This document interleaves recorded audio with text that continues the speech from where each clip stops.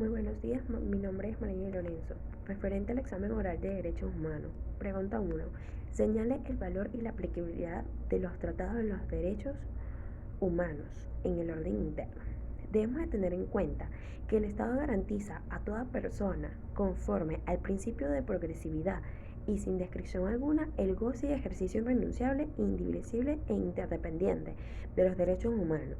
Su respeto y garantía son obligaciones para los órganos de poder público.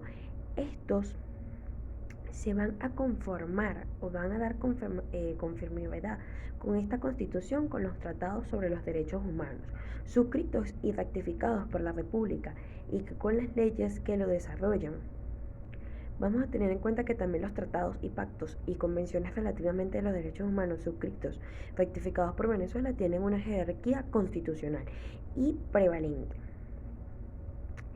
en el cual América Latina puede decirse que se ha desarrollado mediante la progresiva incorporación de las siguientes técnicas, como por ejemplo, en primer lugar, mediante la progresiva incorporación de las constituciones en las cláusulas abiertas.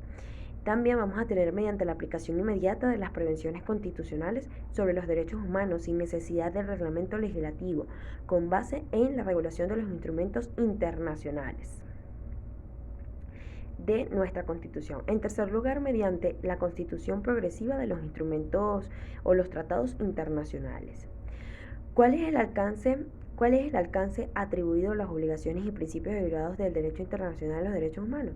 El derecho internacional a los derechos humanos establece las obligaciones que los estados deben respetar. Al pasar de ser parte de los tratados internacionales, los estados asumen las obligaciones y los deberes en virtud del derecho internacional de respetar, proteger y realizar derechos humanos.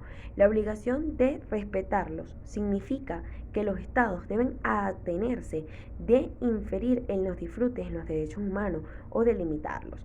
La obligación progresiva es protegerlos, exigir que los estados impidan los abusos de los derechos humanos contra los individuos y grupos. El derecho internacional de los derechos humanos establece las obligaciones que los estados deben respetar, a pesar de los tratados que estemos conveniendo. En nuestra tercera pregunta tenemos lo que es: ¿cuáles son los derechos humanos que considera usted que deben ser más protegidos por el derecho internacional y nacional? Bueno, el Movimiento Internacional de los Derechos Humanos fortaleció lo que es la aprobación de la Declaración Universal de los Derechos Humanos por parte de la Asamblea General de las Naciones Unidas el 10 de diciembre de 1948. Esta va redactando o redacta lo que es un ideal común, porque todos los pueblos y naciones deben esforzarse en la declaración por las primeras veces de la historia de la humanidad. Se establece claramente que los derechos civiles, políticos, económicos y sociales y culturales básicos de los que todos los seres humanos deben gozar, deben ser más protegidos por el derecho internacional, nacional e internacional.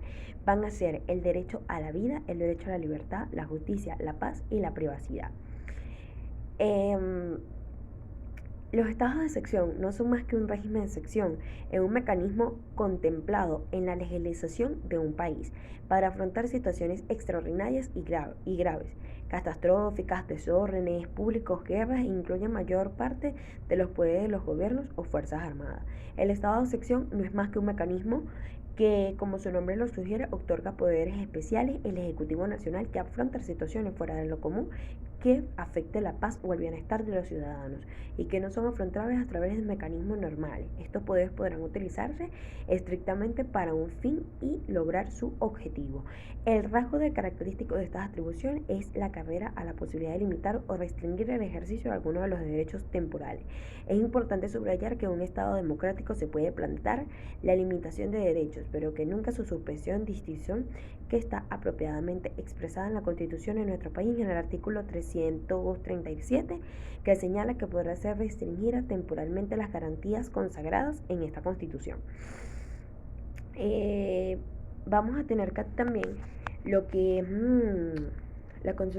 una conclusión breve de todo esto, que debemos tener en cuenta que los derechos fundamentales es un término técnico, son fundamentales el arte, el valor, la dignidad humana sobre todo porque son los más importantes de un conjunto jurídico, porque se vinculan con los valores y el ordenamiento por el rango que tienen como norma jurídica.